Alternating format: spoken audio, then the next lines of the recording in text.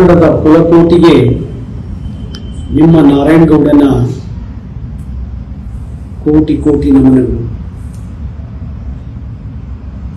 ನನ್ನ ಕನ್ನಡದ ಹೋರಾಟಕ್ಕೆ, ಕರ್ನಾಟಕ ರಕ್ಷಣಾ ವೇದಿಕೆಯ ಹೋರಾಟಕ್ಕೆ, ಕನ್ನಡ ಪರ, ಕರ್ನಾಟಕ ಪರ, ಕನ್ನಡಿಗರ ಪರ ಹೋರಾಟಕ್ಕೆ ಸರ್ಕಾರ ಸುಗ್ರೀವಾಜ್ಞೆ ಜಾರಿಗೆ ತಂತು. ಕನ್ನಡದ ನಾಮಫಲಕದಲ್ಲಿ 60% ಕನ್ನಡ ಬಳಸಬೇಕು ಅಂತ ಹೇಳಿ ಸುಗ್ರೀವಾಜ್ಞೆಯನ್ನು ಜಾರಿಗೆ ತಂದಿದೆ. ಹಾಗಾಗಿ ಇದು ಕನ್ನಡದ ಹೋರಾಟಕ್ಕೆ ಸಿಕ್ಕಿದ ಜಯ, ಕರ್ನಾಟಕ ರಕ್ಷಣಾ ವೇದಿಕೆಯ ಹೋರಾಟಕ್ಕೆ ಸಿಕ್ಕಿದಂಥ ಜಯ, ಸಮಸ್ತ ಕನ್ನಡದ ಕುಲಕೋಟಿಗೆ ಸಿಕ್ಕಿದಂಥ ಜಯ ಅಂತೇಳಿ ನಾನು ಭಾವಿಸ್ತೀನಿ.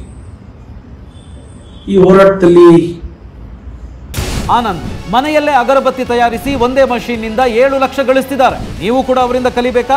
ಅವ್ರ ಜೊತೆ ವಿಡಿಯೋ ಕಾಲ್ನಲ್ಲಿ ಮಾತಾಡಬೇಕಾ? ಈಗಲೇ ಫ್ರೀಡಮ್ ಆ್ಯಪ್ ಡೌನ್ಲೋಡ್ ಮಾಡಿ.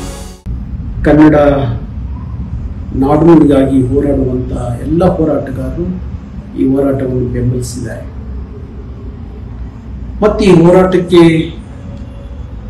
ಕಾನೂನಿನ ಹೋರಾಟ ಭಾರಿ ಮುಖ್ಯವಾಗಿತ್ತು. ನಮ್ಮ ಎಲ್ಲ ವಕೀಲರು ಸಹ ಈ ಹೋರಾಟಕ್ಕೆ ಶಕ್ತಿ ತುಂಬಿದ್ದಾರೆ. ಮತ್ತೆ ಪ್ರಮುಖವಾಗಿ ಈ ಹೋರಾಟವನ್ನು ಇಡೀ ಕರ್ನಾಟಕದ ಜನತೆಗೆ ತಲುಪಿಸಿದಂಥ ನಮ್ಮ ಜೊತೆಯಲ್ಲಿ, ಕನ್ನಡದ ಹೋರಾಟದ ಜೊತೆಯಲ್ಲಿ, ಕನ್ನಡಿಗರ ಪರವಾದ ಹೋರಾಟದ ಜೊತೆಯಲ್ಲಿ ಇಡೀ ಮಾಧ್ಯಮದ ಗೆಳೆಯರು ನಮಗೆ ಶಕ್ತಿ ತುಂಬಿದ್ದಾರೆ. ಇವರಿಗೆಲ್ಲರಿಗೂ ಸಹ ನಾನು ವಿಶೇಷವಾಗಿ ವಂದಿಸ್ತೇನೆ.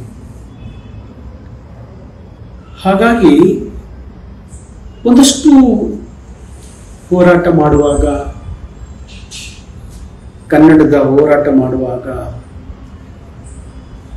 ಒಂದಷ್ಟು ಗಟ್ಟಿತನದ ತೀರ್ಮಾನಗಳನ್ನು ಕೆಲವೊಮ್ಮೆ ಕರ್ನಾಟಕ ರಕ್ಷಣಾ ವೇದಿಕೆ ತಗೊಂಡಿದೆ. ಅನ್ನಂತ ಹೇಳಿ ಕಾನೂನನ್ನ ಕೈಗೆತ್ಕೋಬೇಕು ಅನ್ನೋ ಉದ್ದೇಶ ಏನಲ್ಲ. ಕಾನೂನಿನ ಚೌಕಟ್ಟು ಒಳಗಡೆ ಈ ಹೋರಾಟವನ್ನು ಮುಂದುವರಿಸ್ಕೊಂಡು ಹೋಗಬೇಕು ಅನ್ನೋದು ನಮ್ಮ ಉದ್ದೇಶ ಆಗಿತ್ತು. ಆದರೆ ಕೆಲವೊಂದು ಸಂದರ್ಭ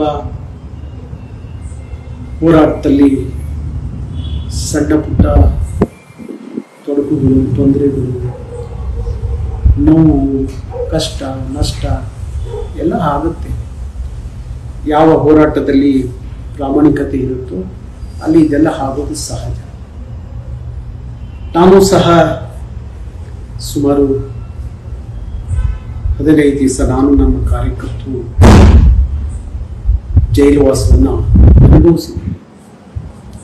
ಇನ್ನೂ ಕೆಲವು ಮೊಕದ್ದಮೆಗಳಿದ್ದಾವೆ. ಕಾನೂನಿನ ಹೋರಾಟ ಮಾಡಬೇಕಾಗುತ್ತೆ. ಕಾನೂನುಬದ್ಧವಾಗಿ, ನ್ಯಾಯಬದ್ಧವಾಗಿ ನಾವು ಮಾಡ್ತೀವಿ. ಹಾಗಾಗಿ ಈ ಹೋರಾಟ ಇವತ್ತು ನಾನು ಅನೇಕರ ಜೊತೆಲಿ ಮಾತಾಡಬಾರ್ದು ಅಂತ ಮಾತಾಡಬೇಕು ಅಂತ ಇದ್ದೆ, ಮಾತಾಡ್ಲಿಕ್ಕೆ ಆಗಲಿಲ್ಲ.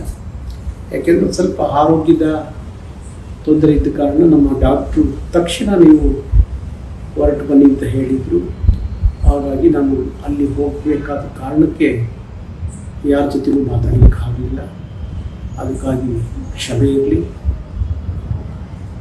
ಮುಂದೆ ಕಾನೂನುಬದ್ಧವಾಗಿ ಕಾನೂನಿನ ಹೋರಾಟ, ನ್ಯಾಯಬದ್ಧವಾದಂಥ ಹೋರಾಟ, ನನ್ನ ದೇಹದ ಕೊನೆಯ ಹನಿ ರಕ್ತ ಇರೋವರೆಗೂ ಕನ್ನಡದ ಹೋರಾಟ, ಕರ್ನಾಟಕ ಪರವಾದಂಥ ಹೋರಾಟ, ಮತ್ತು ಕಾನೂನುಬದ್ಧವಾಗಿ, ನ್ಯಾಯಬದ್ಧವಾಗಿ ಈ ಹೋರಾಟ ತಗೊಂಡೋಗ್ಬೇಕು ಅಂತ ಹೇಳಿ ಅಂದ್ಕೊಂಡಿದ್ವಿ. ಈ ಹೋರಾಟವನ್ನು ಬೆಂಬಲಿಸಿದಂಥ, ಸಹಕರಿಸಿದಂಥ, ನಮ್ಮನ್ನು ಆಶೀರ್ವಾದ ಮಾಡಿದಂಥ, ನಮ್ಮ ಶಕ್ತಿ ತುಂಬಿದಂಥ ಎಲ್ಲರಿಗೂ ಸಹ ಪ್ರೀತಿಯಿಂದ, ಅಭಿಮಾನದಿಂದ ನಾನು ಈ ನಮನಗಳನ್ನು ಸಲ್ಲಿಸ್ತೀನಿ. ಕನ್ನಡಕ್ಕೆ ಜಯವಾಗಲಿ, ಕರ್ನಾಟಕಕ್ಕೆ ಜಯವಾಗಲಿ, ಕನ್ನಡಿಗರಿಗೆ ಜಯವಾಗಲಿ. ನಮಸ್ಕಾರ.